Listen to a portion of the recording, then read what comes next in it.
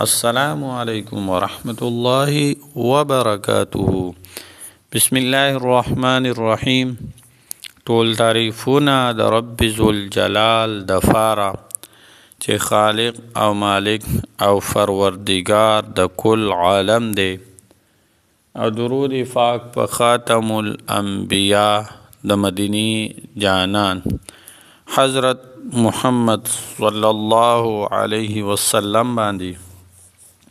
امید د رب ذوالجلال نه ساتم چې تاسو به روغ جوړ یئ، په صحت به برابر یئ.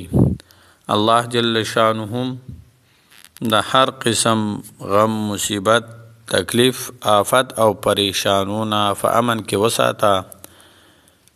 الله جل شانه عمر دراز سره د صحت نصیب کا. الله جل شانه هر حاجت پورا کړه، هر دعا مو قبول کړه. الله جل شانه د هر قسم وبایي امراض او اچانکي غمونو او فتونو نه په امن کې وساته. عزتمندو محترمو، ما نن ستاسو د فاره یو وظیفه راوړې ده چې د قرآن پاک سورتونه دي، 2 سورتونه مبارکه دي، ډېر مجرب دي او نبوي وظیفه ده. نبی علیه الصلاة والسلام په خپله فرمایي چې څوک دا 2 سورته مبارکه د جمعې مبارکې په ورځ باندې ووایي، تلاوت یې وکړي او بیا د الله جل شانه نه څه خو هم غواړي، کومه دعا ترې غواړي، د څه دپاره دې غواړي، نو الله جل شانه به هغه خامخا قبلوي او ضرور به قبلوي. و تاسو ته ما مخکې ویلي دي، څو ځله مې تاسو ته ویلي دي چې دعا دپاره شرطونه دي. څه شرطونه؟ دا لازمي دي.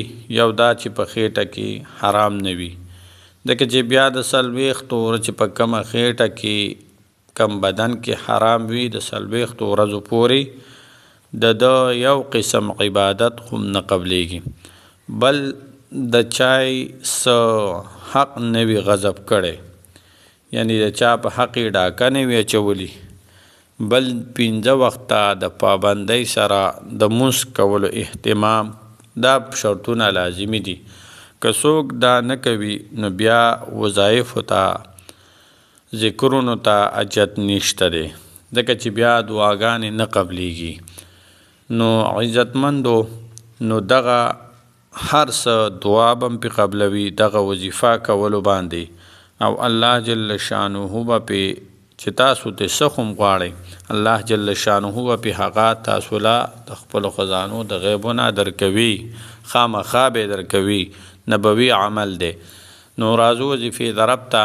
وظیفه ده د جمعې مبارکې په ورځ باندې، د جمعې د لمونځ نه وروستو سورت یاسین د قرآن پاک سورت مبارکه دی، مشهور سورت دی او د قرآن پاک زړه خو ورته ویلی شوی دی.